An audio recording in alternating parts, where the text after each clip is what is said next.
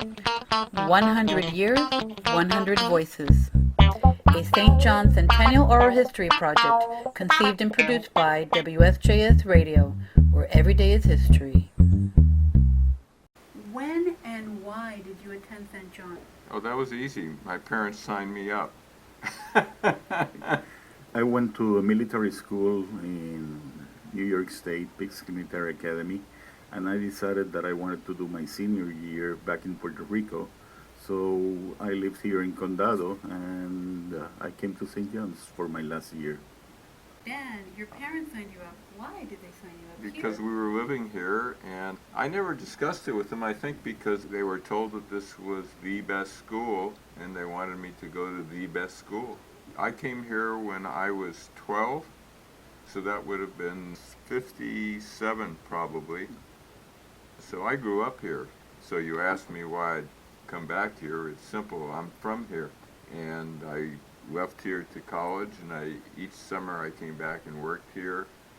One summer I taught at St. John's School, actually. Another summer I worked at IBM in Santurce. I worked at the Puerto Rico Nuclear Center, and I taught at UPR one summer in physics.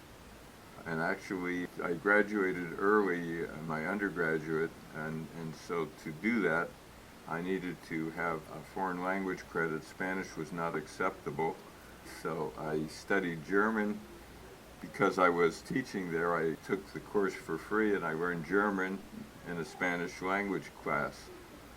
So there you go. To me, it was very curious because I took as my foreign language French, and I took it here in St. John's, and I have kept the language even though I took only here 1 year. And who will tell me that 40 some years later I would have French granddaughters, and one is in your 5th grade class, Elena Dolille. So it's no mystery why we would feel at home here. The only mystery is why I've been away so long and haven't come back before. What do you most remember about being a student here? The quality of the classes that I took here and the way they would teach, there was more reasoning, discussion than rote memory like in other schools. I would have to endorse that. It emphasizes doing things from first principles. So even if you forget some facts, you learn, and it's the way everything is done, you can rederive them from nothing. And I think the way our classes were here as well, things were taught from a first principle kind of perspective. To give an example, I remember my English class in the 8th grade, where the guy who was teaching it was an engineer by the name of Tellington, who had a catamaran business on the side, which was, actually fascinating. It wasn't a negative, it was a positive. And he taught us kind of from an engineering perspective, deconvolving sentences and reassembling them with diagrams, and that all stuck. And after that, everything else was superfluous, because he taught it all in the 8th grade. I can't compare because for different reasons I attended different schools in the process, and I ended up here. And I think here they appreciated that you were creative and you could do things on your own more than in other schools. The headmaster, Mr. Warfel, he taught for the senior class an elective that was called Current Events. And that class, the text was a subscription to the Sunday New York Times. And then on Monday, we will speak about the markets, the economies. You would be given like fake money to invest and to explain where did you invest and why, what did you buy, why did you sell. Then Tuesday, we spoke about foreign relations, foreign events. Wednesday, national politics, national issues. Thursday, cultural aspects that were covered in the paper, like what opera opened in New York at the Met, or what expo was showing in Paris. And then Fridays, it was free-for-all. You could speak about anything you wanted based on articles in the newspaper.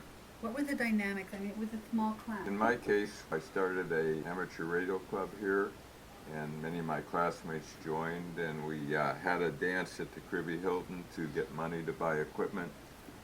I built a small sulfuric acid plant in the chemistry lab. Thanks to the encouragement and networking here, I did a project kind of on the side with the support of our math and science teacher, Mr.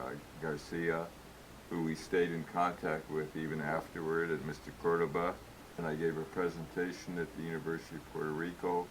Another student in the younger class worked with me. We won first prize for the island competition. And when I was in high school here, I worked with some chemists at the Puerto Rico Agricultural Experiment Station and learned how to analyze organic products. It was a very rich place in every respect. And I look back, how did I get so many things done in such a short time? In the grand scope of things, it's just 2-3 years of high school. And I can't imagine doing that many things anywhere else.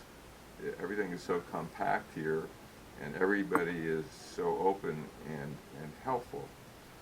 In my case, I did something here that later in life I kept doing up to date, and that was political campaigns.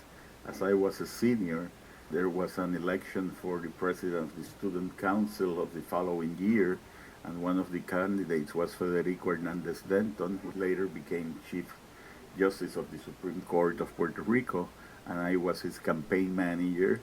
We won, and later in life I became very much involved in politics, and I was the campaign manager in a presidential campaign of Senator Howard Baker when we had the first primaries in the island. In the English class, Mr. Lyford was his name.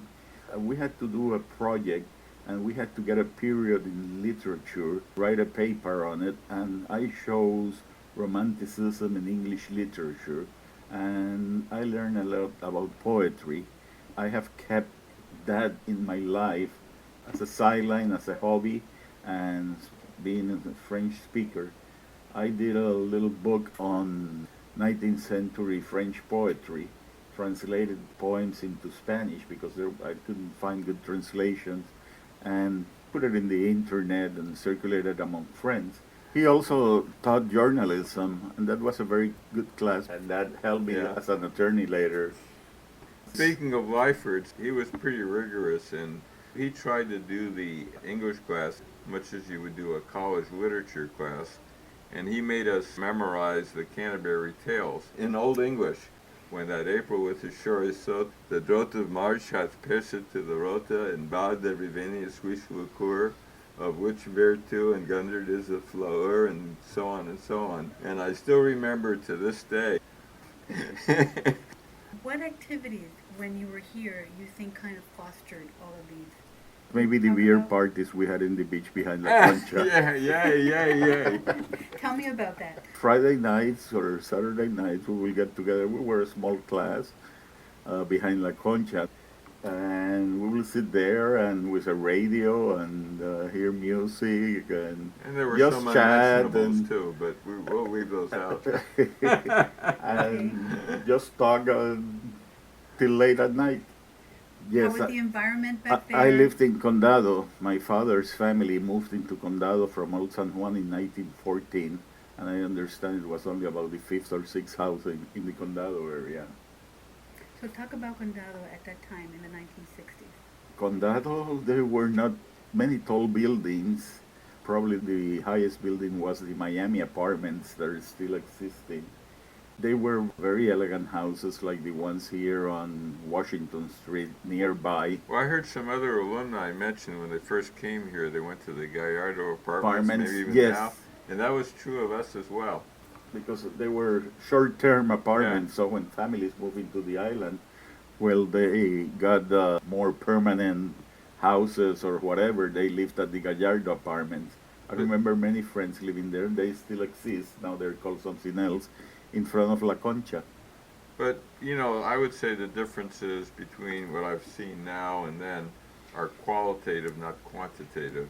There were hotels here, not as many, but quite a few. The Caribbean Hilton, the Condado Beach, they were building stuff throughout my time on the island. Dorado Beach Hotel was built. That's further out, not in Condado, but this wasn't Hicksville or anything like that by any stretch of the imagination. I left something out. In the years I was here, the San Juan Star was also founded, and I had a weekly column with the San Juan Star, on high school, not just St. John's, and high school throughout the area.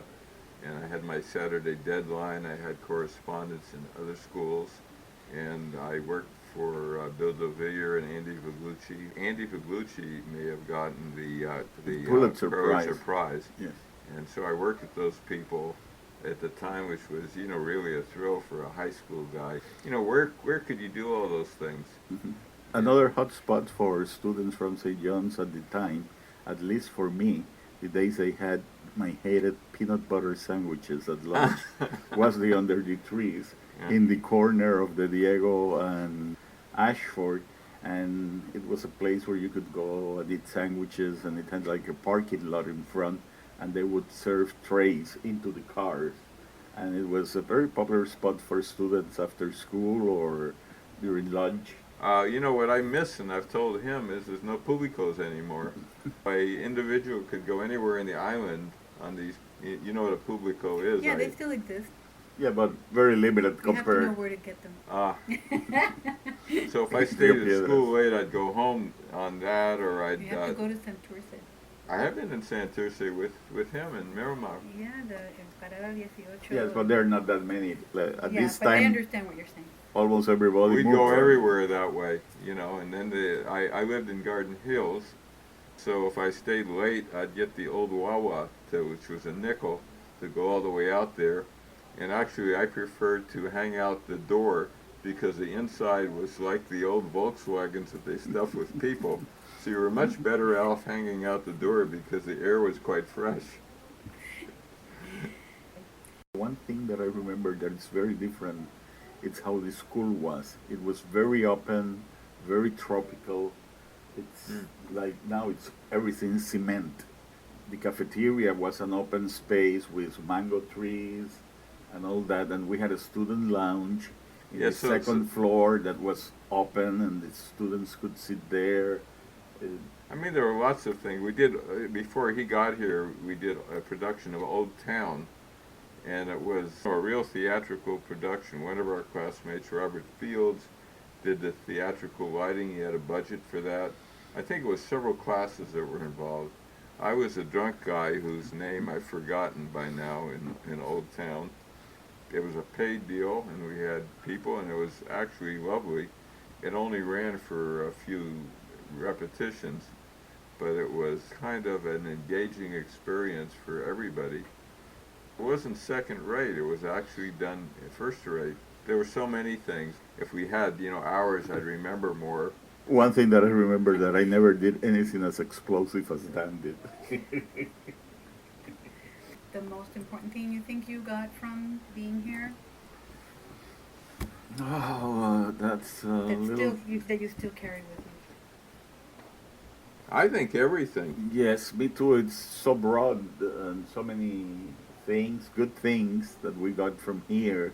I remember and use every day stuff from coursework and, ways of doing things from MIT, and I'd say the same for the St. John's. So I'm an accidental attorney in addition to the science stuff, and I do all of them kind of all the time. And all the stuff that, kind of came from behind in time is carried forward. Now, I haven't found H.G. Wells's machine there. I'd go back and probably, pick up something I left behind that I'm looking for, and I don't remember where I put it, but I carry most of that baggage forward, and it sounds like Antonio and I are, we're still kicking. I'm doing great, having fun, and I think I've been fortunate, or unfortunate maybe, to have a serious impact on some things, and that continues. There was a lot of camaraderie between the teachers and the students.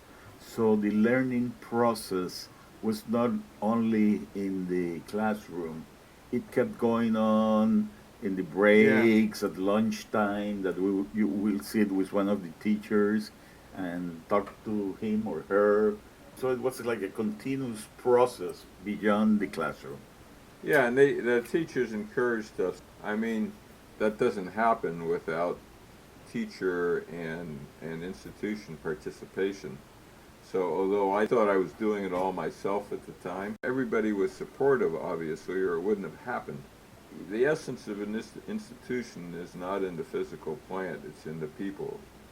You may not even know that in the way I understand it because you have a different history, but an example is I worked at Bell Labs for many years, and I had all budgets to do all kinds of things. We had analytical equipment of all sorts. In a year, sometimes I might get $500,000, $1 million to spend on stuff.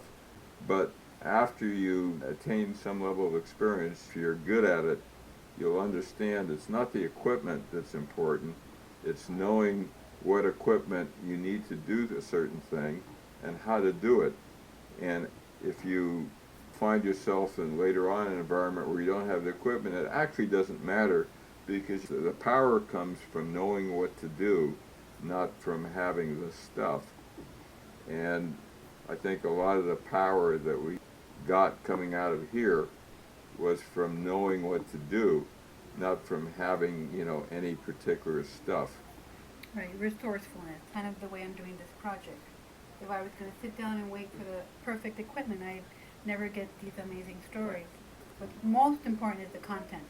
And it's unnecessary, is the other point. The extra 1% doesn't add much. The real kill, the Nobel Prizes, comes from the low-hanging fruit. And more important than that, being able to recognize where and when it's in front of you. Mm-hmm. So my last question, your earliest memory of St. John's? I guess my first memory was the day I walked in. Yeah. Because even though I had lived always here in Condado, I knew about St. John's, but frankly I had never been associated with the school. And the day I walked in, coming from a military school, the ambience was totally different. And that certainly made a very big difference that I could wear any white shirt or long sleeve or short sleeve and ties. Sometimes we wore ties. But it was sort of a sense of liberty in a way to me. Well, we better get thank you so much. Oh, it's a thrill. And please come back. This is your radio station, WSJS Radio, Wow. where every day is history. With Franklin. With Franklin Delano Roosevelt. So tell Elena that you met with Guayo. Yes, That she calls me I Guayo. will. You have a ballpoint so I can put it Sure. I have the St. John's pen they gave us the other day, Antonio. No, here. Wow.